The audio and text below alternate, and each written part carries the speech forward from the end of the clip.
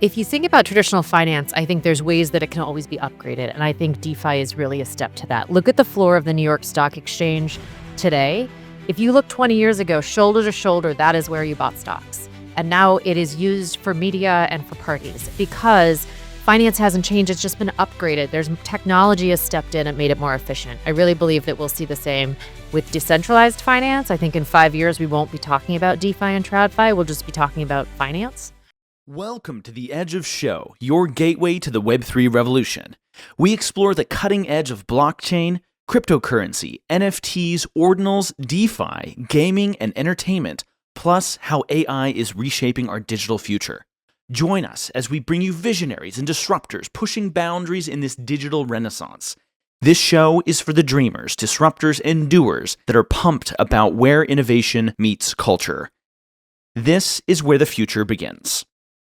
We're expanding across new frontiers, streaming on Zora and Rumble.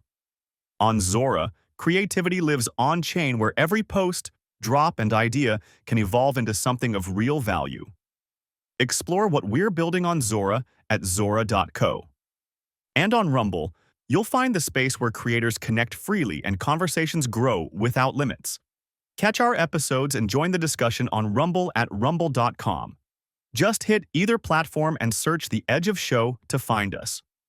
Two communities, one mission building the future together. My name is Roche. I'm a platform. I've been and spent quite a long time doing a lot of things, especially relation when it comes to DeFi. Fight to this, get it in the right place, but it's also this person been related mostly on Europe. Today with me, we have like three really cool panelists. I'm going to let them introduce themselves to do it short so we can go to the discussion. And we are going to basically go through from like the regulatory perspective, what is actually happening in the DeFi space and what are penalties of the device with for the platform. So, please. Hey everybody, this is Charlie from Builder. Great to be here. Thanks Josh and his team and the GBA team. Great to be the sponsor here and second time to DC.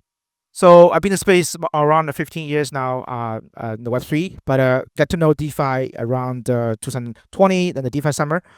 Builder, we are one of the largest Bitcoin L2 systems since 2 years ago, now building the new generation Bitcoin bridging and trying to bring the kind of yield benefits for the Bitcoiners. We are backed by one of the pretty famous TradFi firm, kind of Franklin Templeton. So kind of trying to bring the bridge between the TradFi and the DeFi in the space as well.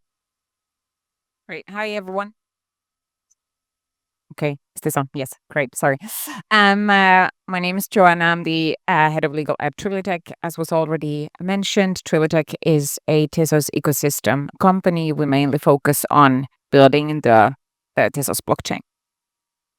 Hello, I'm Annelise Osborne. I am Chief Business Officer at Cadena. I'm very honored to be here. I really believe that DC is paving the way for global regulation within this space, so it's always exciting to partake. I have a buddy. Cadena is a proof of one layer work blockchain. We're looking at bridging TradFi and DeFi. I'm a huge believer that they'll merge. I have a book out called From Hoodies to Suits, Innovating Digital Assets for Traditional Finance, and I've been in this space since 2017. Right. Well, because with that topic of relation, let's you like what is straightforward to that one. Become a really interesting discussion that's been there on the regulatory on the with the experts on the comparison between what is happening right now with the so-called Clarity Act and what happened with Mika regulation, the European level, very positive DeFi. So, Joanna, would you like to explain a little bit like? Let's take a pause to shout out one of our favorite partners. For tech innovators facing legal challenges, Zuba Lawler is your go-to law firm. They focus on understanding your technology and business model before addressing legal requirements.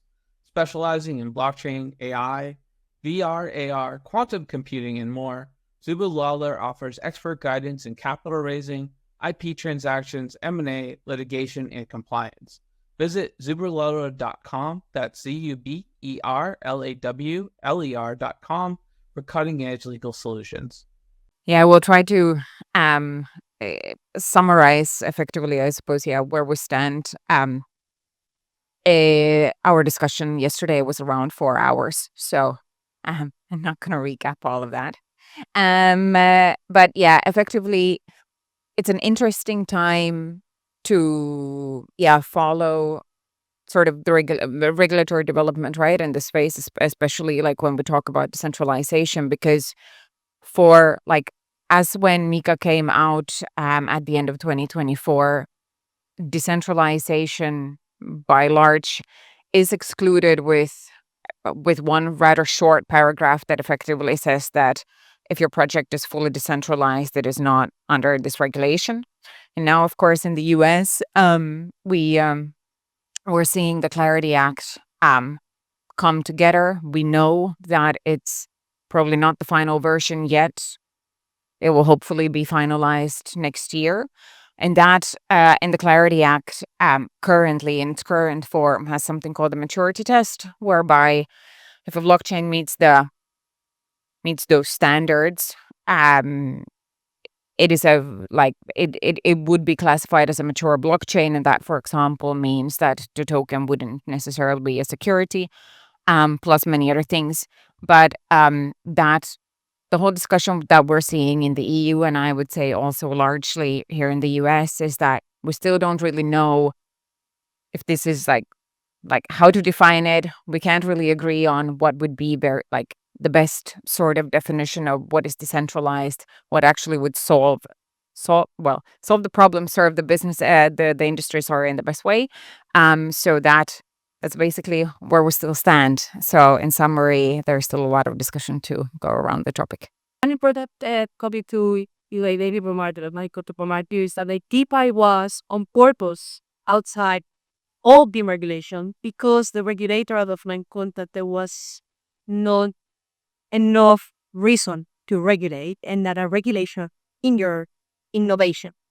And this is mostly because of the slow or minimal adoption. So that with this reality in mind and knowing that what the rule of audit also, only the promo is pesquetti, let's talk a little bit about what we have seen action happen in the industry when it comes to reflame the section of tight supply and DeFi. So maybe you can walk through some of the examples that you Sure.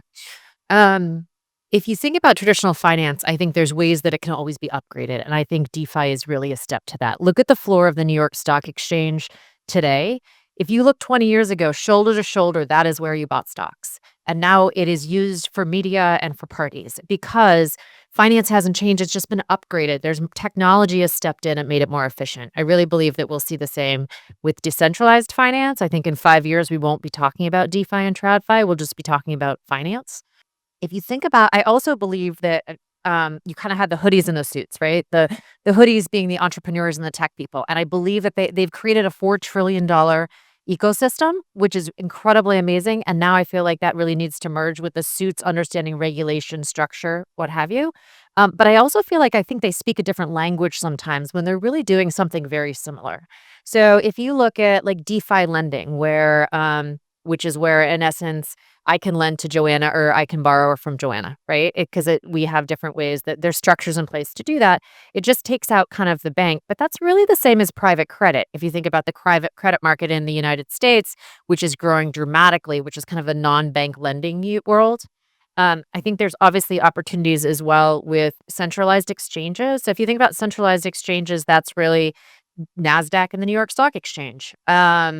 But I also think that there's different ways for decentralized exchanges where you can put up liquidity pools and you can borrow against them. So it's not actually the person in the middle, like Uniswap or SushiSwap, for example. So I feel like there's ways I fully believe that we will see liquidity pools for NASDAQ and the New York Stock Exchange because there's going to be demand for that. Their clients are going to say, I would like to earn that yield.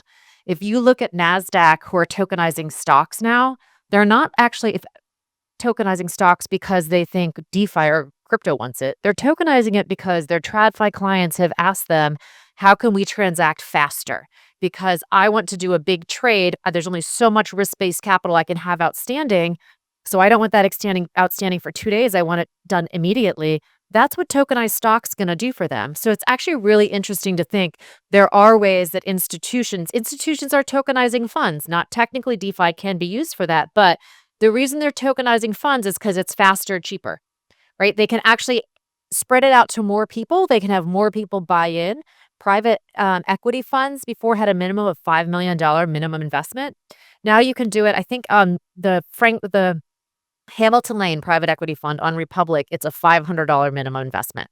So I think these are all steps towards the merging of kind of crypto, DeFi, and TradFi. And I think we'll see a lot more of it in the future. I think last person my email also moved the other way around, right? Because I was in a conversation in the really question on the Tokenized exchange, the tokenized securities, and the main issue is like the liquidity at the end. There was not enough liquidity for to be actually like a scalable, or like that was the discussion at least that we have in Germany. What was interesting was like also like looking the other way around, TradFi trying to acquire like some of like or like getting into the crypto space, but trying to just like offer these different tokens to their clients with the guarantee that they will have like they don't need to deal with like the wallets and everything that like takes to like actually like deal with the crypto space, because they wanted to have like the centralized part, right? So this is like another way that the TradFi has been like playing around with ETPs, with at the end of like the same as ETFs, and those instruments are like also like going right now on the London Stock Exchange and the SIX exchange in Switzerland. So they has been like both ways, right? I think that like, and going back to something that was said on the first keynote of Jad, he mentioned finance literacy. And I think that when it comes to DeFi, there is really, really, really important, an important need for increasing this, because DeFi at the end is, you say it perfectly, is the same financial services that we have, but without having a centralized entity. So we have like lending, we have borrow, we will have like yield. So what we need here to scale is actually to educate the users to know how to use these products.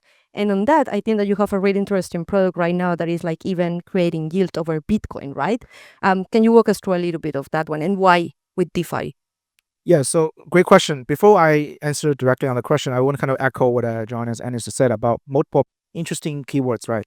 I think this cycle, especially last 2 years, the key TradFi and DeFi meeting points is the ETF, right? Tens of billions of dollars of liquidity entering, this interesting asset class through the Bitcoin ETF. Now we have Ethereum and some other new upcoming assets. And I think when we talk about the regulation, wow, the huge unlock could happen maybe next 1 year or two will be the ETF staking, right? And then once that's approved, we can see a lot of on-chain activity through the ETF and to do staking and so on. So they can open up a lot of the gateway for a lot of TradFi users without actually dealing with to learn, as you said, about DeFi financial literacy, right? They don't need to actually be engineering savvy to understand under the mechanism, right? How to use all the Web3 wallets to deal with all the DeFi protocols. That there's like a way to help them to do that as a proxy. And then obviously you have all these from DeFi summer from 2020, right? We have all these on-chain protocol doing all kinds of innovation. And Annelise mentioned about Uniswap, right? Uniswap now already V4, one of the kind of leading kind of DEX protocol in the space. So it's not, we have DeFi has been there in the last 7 years. It's like tens of billions of dollars of liquidity has been trading, making transaction on chain. Altogether is like billions of dollars of transaction has already happened. But if we talk about mass adoption, yeah, there's indeed still a lot of growing pain or hurdles. The user experience is not being that good, right? A lot of underlying assets, especially the major one called Bitcoin, there's no native yield, right? So like for people who have been holding Bitcoin the last 15 years, there's no native yield for you. Like people just been holding Bitcoin in their cold wallet doing nothing. So echo what we wanted to do, right? I think there's two interesting fundamental innovation unlock. We can capture the value. One is we believe it's a based on assumption. One is we believe Bitcoin is a very important digital commodity asset class. It's been massively adopted globally. And we're going to see the financialization for this digital asset through different kind of ways, right? So we're building this kind of new generation Bitcoin bridging solution with our one-to-one packed YBDC to earn yield across different ecosystem. We're currently working with 9 different layer 1 chains to do that, getting yield from all kinds of the blue chip DeFi protocol from lending, DEXs. That's the DeFi side, right? And then for the people who don't really want to deal with all the underlying risks about DeFi, who don't necessarily want to be the DeFi savvy users, there's like other kind of hybrid model of CDFi, all kind of way to help them manage the asset as a manager. So I think that's where the TradFi folks kind of come in place in this cycle.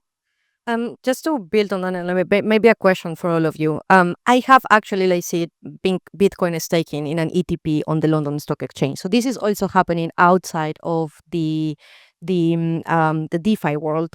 So what is it that actually like DeFi bring? What is the value and for TradFi, not for like the normal user, because I know like know your keys, know your money. That's the normal sentence we repeat for DeFi. But why the TradFi world will be interested in touching DeFi, more considering that right now they're like only starting to play with decentralized exchanges. You asking? Joe, Everyone. So if you think about why Bitcoin started in 2008, it was Occupy Wall Street down. I live in New York, and it was a whole world of people that were against the banks. And all of a sudden, out came something that was a peer-to-peer payments that launched the next year. So I think that what's interesting is the whole idea of decentralization and blockchain and Bitcoin was about getting rid of the intermediaries. However, what I think is really interesting and why I actually got into the space was recognizing the benefits of blockchain for TradFi, traditional finance, and the benefits it could do for the capital markets. So I do think that if traditional finance doesn't pay attention, they'll be wiped out. As in, I think there's a lot of efficiency benefits and gains, and there's customer demand as well that's going to come along with this. But I do think traditional finance can find ways to do their own finance much faster, more efficient with less user error. It's kind of like AI coming in a little bit, but I do think you can reach more people. Things can be automated. So I do think that's one reason traditional finance is interested in, for example, tokenizing funds, lending pools as well. If you look back, people weren't like, remember when everyone started trading, like had crypto desks because other people were making money on this alternative asset class before it was actually kind of really recognized when crypto was, if you remember Jamie Dimon, Bitcoin's a pet rock, it's a fraud, which is interesting because Jamie Dimon from JP Morgan was also creating the biggest, they have the most infrastructure for blockchain internally as well. And I think that we'll hear later more about that. But so I do think there's a huge benefit for TradFi. Think about like AOL and Blockbuster, right? You don't pay attention. And then also, sorry, one more thing. Look at the top data companies in the world, right? IBM is number one. That's their business. Amazon and Google are also in the top 10 data companies in the world, not their main business. It's just ancillary. And I do think we're going to have a lot of finance companies coming out of this that are actually launched as Web3 companies. I will play devil's advocate and will say that everything you say is absolutely correct, but you can do that with centralized exchange. You don't need like a DeFi protocol to actually like do that. I like the first thing that you say at the beginning because I do agree with that, and that's actually like when it comes like to the value of DeFi, that is like coming back to the original values of the crypto space and the Web3 industry that was giving back the power to the people, which was also an echo of what like was mentioned on the first keynote of Aminoca Brands. I will actually argue that TradFi is not going to merge with DeFi because DeFi is actually an infrastructure that is peer-to-peer. And that's where like the core of the business start to happen, right? What is going to be the bridge is because in order to come to the real economy, as we call it in Europe, I don't know if that's a term that we use here in like the US, the DeFi will need to connect with TradFi somehow because you will need to actually like bring that to the real economy. The part where I think that is going to be really interesting, especially for the peer-to-peer, is on the data economy, because that is where you can actually like create like real economies with like tokenized data, which you also mentioned. And I think that will go more in the direction that Joanna was also like talking about, like the decentralization. So that I will argue that. I would still say that they have to merge, I suppose, in that sense, because I would agree with Annelise that there's a lot of money now in DeFi. Why wouldn't TradFi be interested in kind of getting in on that also? So I think that this is why they would be interested, just pure business perspective. Also, a lot of people that might not be banked that are using DeFi tools, even more so continuously. That means there's even more money in DeFi. TradFi would be interested. And then I would also argue that from a practical point of view, it's the way I see it, at least. It's rather difficult for traditional finance companies, take whatever JP Morgan. I mean, these are huge corporations. Just from practical point of view, it takes forever for them to build some agile solution. So it's much, much quicker for them. They're losing the race much slower if they would integrate with existing DeFi products that can simply be a plugin, and then they don't have to develop that themselves. I think you use the right word, it's an integration. That's what I was mentioning with the bridge. In the moment that you actually think that they merge, it's not DeFi anymore, because TradFi will always require a centralized place, right? So that was the difference that I wanted to say, especially when it comes to regulation. It's going to be a big difficult part. Bridging, I will agree, yes. But the merge completely, I will say no. Want to go back to maybe you, Joanna, and I will give it to you 1 second. With the definition, and is also playing devil's advocate here. We do not have a global definition of securities, and this has been since forever. It's instruments that we all know how it works. Everyone knows how to use it. We just cannot agree on what are we calling a security across jurisdictions. Do you perceive that this is going to be different for the DeFi space, or when it comes to the definition of decentralization? Do you, Charlie, want to also say something? Do you want to answer that? I think I was not trying to answer the security legal question, but more about echoing what Joanna and Annelise said.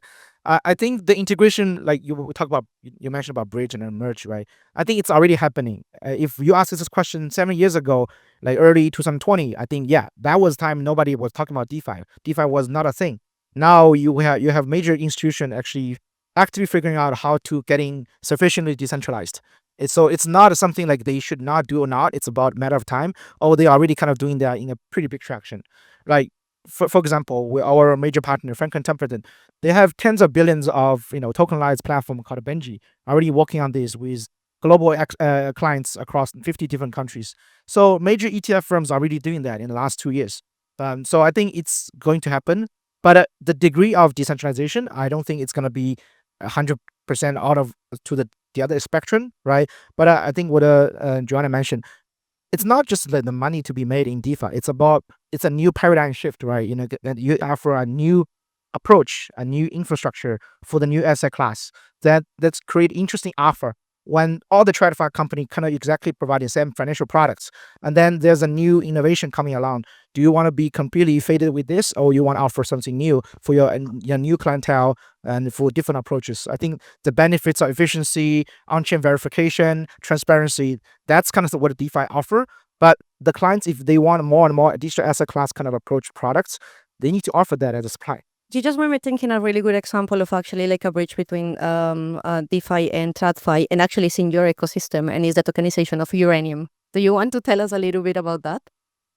A practical example that we have done recently in the Tezos ecosystem, we have something called uranium.io. This is a platform where you can buy tokens that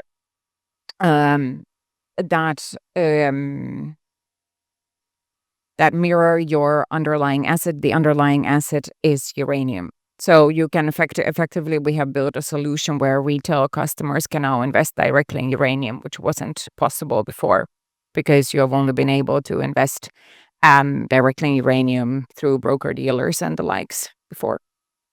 I think that what is interesting, that if I can build on that, is that the platform where you buy it is a DEX. So you can buy the uranium token on a DEX. You cannot trade it on the DEX. You just trade it on other exchanges like KuCoin that offer them, right? So that's the difference between them. Yeah, exactly. So basically, uranium.io is a decentralized platform in the sense that you can purchase your XU308 tokens on that platform. Then you can off-ramp them, keep them in your wallet. And now the token is also tradable on centralized exchanges such as Maxi, KuCoin, Gate.io, among others. We're constantly integrating more centralized exchanges, big ones, into our system. And you can then trade them on these exchanges. We have been talking about the top level, but I really like social impact and actual impact on societies. And I think that DeFi on that regard, I think that was mentioned by you, has a really big potential. I don't know if you have seen a project called Ethics Hub, which is actually a investment platform that is using a DEX to invest on farmers in the global south that has been discriminated from the traditional financial system. So they do not have access to loans, and if they have, probably they don't have a collateral, so the interests are so big that they cannot repay it anyway. So they are doing all of this investment for them via a DEX. Do you have any example on your different ecosystems where there is also we can see the more thorough impact of DeFi in societies? Look at payments, right? I think in the United States, I'm American.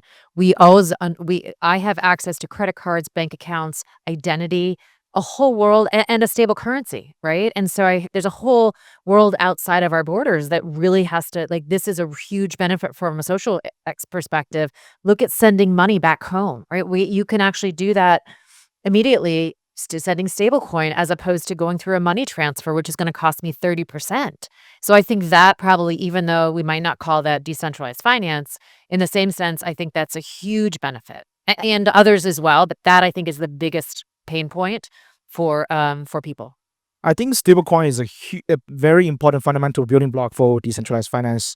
It's not necessarily, fit in the category of, AMM DEXs or lending protocol, but it's like a very important metric we look at. The sheer amount of quantity of stablecoin, being traded every day across different blockchain. And just echo what Annelise just said. The reason we, like, Satoshi invented a Bitcoin, and it was also under the context of global payment. It was such a hard way, right? You have to wait for days, even a week, to make your transaction cross-border, right? A lot of the key Bitcoin builders and institution in the early days essentially were the kind of the fintech company trying to provide this kind of gateway for cross-border payments. And then now with all the stablecoin become much more regulatory clarified on, what you can do, what you cannot. And it's going to be like a mainstream adopted, killer apps in the DeFi space. I will agree that it's like not only like connected to like the DeFi space, but like, yes, I do agree with you that they're the killer app. But I don't think that is because you can do it faster or without not so payments. Like, I mean, like I live in Germany, I send money back to Colombia. I can do that with the stables, or I can do that with like fiat, right? The cost is not going to be that much if I do it like with like any of like the traditional payment rails. But sending stable coins in euro or stable coins in dollar to a country that has a devaluated currency, that's where the actual impact is. Because if we are like allowing stable coins in like countries like Argentina or Colombia or Venezuela or any of those countries that have like devaluated currencies, and they start to use stables, they will be able to compete at the international level with the same currency that we are competing. So that's actually game changing. And the reason that we have been like so strict with the regulation on, at least on, like, I don't know if you will agree on stables in under the Mika regulation, is because there was a threat to disrupt the actual financial system that we have, because there was a currency competing with the euro. And just a funny fact for those that don't know, like, we have like different requirements for like currencies that are backed by the euro or that are backed by other currencies. And one of the requirements, and I always mention this because this is not in the law, but it's actually like one of the requirements that is there on the RTSs, and people tend to forget. If you have a stable coin, you need to have the collaterals in Europe. But what does a European bank do with US dollars? They do not keep it on their banks. They sell it back to the US. So the whole purpose of like these collaterals in Europe is like, it is really not effective. And like, I don't know if you have like any kind of like points on like how like Mika actually like right now might be discussed again, like seeing like the influence of the Genius Act from here, or like maybe you guys have like seen like to the other side. But we are like running out of time, so I will just give you the last couple, and let's go back to the DeFi. Like, conclusions, words on DeFi, please. Words. I'm super excited to see 5 years from now when it's just integrated into the system. I'm excited to see if we're gonna get to which I hope, but I think it's going to be challenging, definitely, if we're gonna get to any type of consensus where, like, on the definition questions, which ideally would be somehow shared across border in different jurisdictions. Well, we believe Bitcoin is here to stay. A lot of digital assets are here to stay, and financialization is going to happen. We are the builder focusing on Bitcoin DeFi. Hopefully, it will happen in the next 5 years. Thank you, everyone.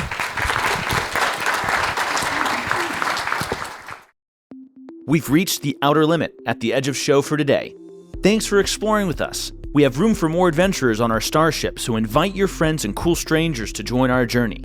If you're among the hundreds of thousands following us on Spotify, iTunes, iHeartRadio, or watching us on Mika or YouTube, please hit that subscribe button, rate us, and make an awesome comment too. And don't forget to pass this episode along to a friend or two who would benefit from it.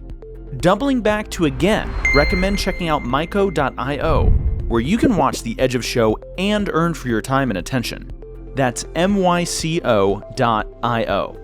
Don't forget to visit theedgeofshow.com. The is part of the domain name, where you can learn more about collaborating with us and also subscribe to the Edge of Weekly newsletter for the latest Web3 news, events, and show drops. In addition, connect with us on all major social platforms by searching for The Edge of Show. Join the exciting conversations happening online. Lastly, be sure to tune in next time for more great Web3 and AI content. Until then, keep pushing the boundaries.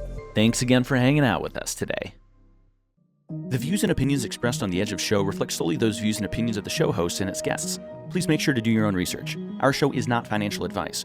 You understand that you are using any and all information on or through this podcast at your own risk. Whenever making financial decisions, we recommend doing your own research and talking to your accountant for financial advice. From time to time, we may feature sponsored content on the show for which we receive value, and we may share links for which we receive a commission if you make a purchase through one of these links. Refer to our website, www.edgeofnft.com, for our full disclaimer, terms and conditions, and privacy policy.